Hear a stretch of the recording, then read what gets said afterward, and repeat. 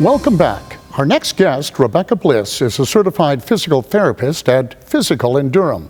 Rebecca specializes in movement disorders with focus on Parkinson's disease, and she has some exercises that will improve function and mobility. And Rebecca, welcome to the show. Thank you so much for having me. I'm happy to be here. Oh, no, listen, I mean, this is a very big deal, and your background is so fascinating. So before we get into some of the therapy and that, I'd like to just have you tell us a little bit about yourself, would you? Absolutely. So I'm from Florida originally, and my undergraduate degree was actually in dance, and I love to dance. That was my background before I became a physical therapist.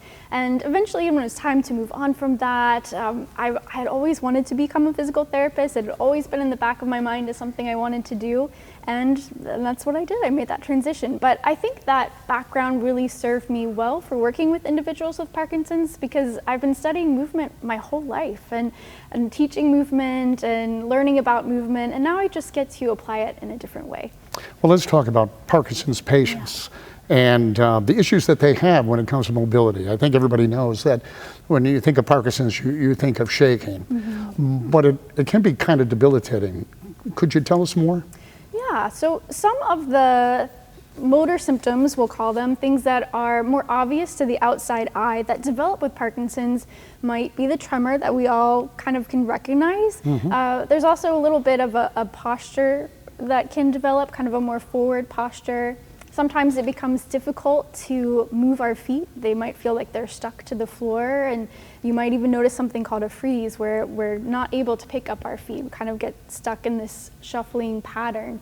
There's other symptoms that are not as obvious to the outside eye, mood, swallowing, our speech might get quieter. So all of these things can really impact someone. So when you work with a Parkinson's patient, what is it that you do to help improve, obviously, the quality of life, but let's say they are having issues with mobility, can you improve on that? Yes, I think that there's more and more research that's coming out and ways and strategies that we can use to preserve someone's function, to help slow that progression, to slow that decline. And that's going to look different for everyone. So I love working with people who are both newly diagnosed and people who are having some of those more significant deficits.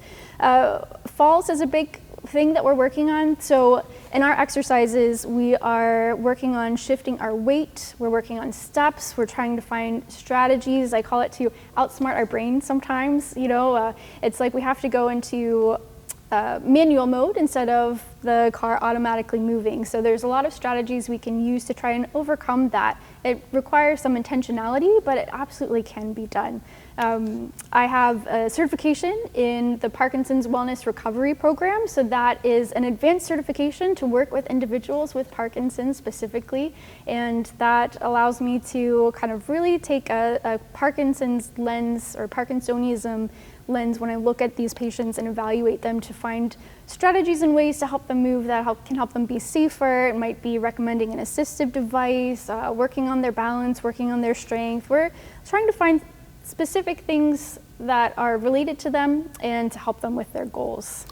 Now, for someone who's watching, and I know everybody's an individual and different, so this might be a bit of an unfair question, but when you first meet a Parkinson's patient, what is the prognosis from when you initially meet them until where you hope they will be down the road? That's a great question, and it is going to be different for everyone, because we don't yet have a cure for Parkinson's, but we do have many strategies we can use to slow down that progression. So I would encourage anyone who's newly diagnosed or even a suspected diagnosis to connect with a physical therapist, find strategies right away that you can use and begin to initiate that change in lifestyle, creating an exercise habit. But there's also studies that show even if someone has not been exercising, they're further along in their diagnosis, if they're able to start an exercise habit, it's going to improve their quality of life down the road. So no matter where you are, if someone's starting exercise, it's going to benefit them. Well, let's talk a little bit about some of those physical therapies. I mean, can you show us some examples. Absolutely. So in our Power series, we have options for, and Power is just what we call the Parkinson's Wellness Recovery Program, because that's a lot to say. So in our Power series, there's options that we can do in a chair. There's options that we can do standing. We'll also get on the floor sometimes or on our back, and all of these are really helpful. So let's show you some of the exercises that we can do in a seated position. Okay. So I'm going to kind of scoot towards the edge of my chair, and posture is a big one with Parkinson's. We're going to, sometimes people can be kind of rounded here and have a little bit more of that roundedness in their back. So I'm going to power up, we call it, by kind of tapping my thighs and then lifting my chest, finding that extension throughout my back to work on that posture, and then come down. So we would go here, and we might also add in a hand boost so that we are working on our hand dexterity, and we might also count out loud, so we're working on our voice. So we're gonna say, 1, as loud as we can together. So that would be one of the exercises, and some of the other ones we might lean side to side and really stretch out. So we're working on that weight shift side to side. We can also twist and reach across. So we're working on some of the mobility in our back that can get stiff. And then one of my favorite ones, very practical for getting in and out of a car, which can be challenging at times. We're gonna lift our feet up and over and back to the middle. Now, you're working the muscles, and is there a balance issue with Parkinson patients? I mean, does this improve their overall balance then, this therapy? Yes, absolutely. So that's where some of the other positions can be really helpful. We'll work in standing, and even if we have to modify and hold on to something, I like to get everyone upright and standing. But some of even these exercises, the way we're working muscles, but we're also working the whole movement system. So we're working on getting that mobility in our back, because when our torso is really stiff, we're not able to shift our weight as well. We're working on that extension in our back, because if we're really rounded forward, that's gonna bring our base of support forward and contribute to a fall. So although all of these are seated options and we're working on muscles, they definitely do translate to standing, because these are important qualities that we need to be able to have to move well. Terrific. We did a little piece about standing up and some of the standing exercises. Yeah. So why don't we take a look at that right now? All right, so today I'm going to show you 2 of my favorite power exercises in standing. So I'll start off with the weight shift that we worked on in the chair a little bit. We're going to start by just shifting our feet side to side. This can be challenging for someone with Parkinson's, so it's really important for us to work on. And now I'm going to add in an arm. So I'm going to look and look. I'm opening my hands to work on some of my hand dexterity, and I'm really trying to find that reach. The great thing is you can modify it to use a chair if you need to, holding on to a chair in front of you. You could also make it more challenging by reaching in different directions. Maybe you're reaching to a target, or switching it up to different movements. Another one I really love is the power steps. So now we're going to work on those big steps. And again, this could be modified to use a chair, or we can make it more challenging as well. But the basic part is we're going to pick our foot up nice and wide and step to the side, and then pick our feet up to come back to the middle. So I'm reaching and reaching. And this could also be done in a forward direction or a backwards direction.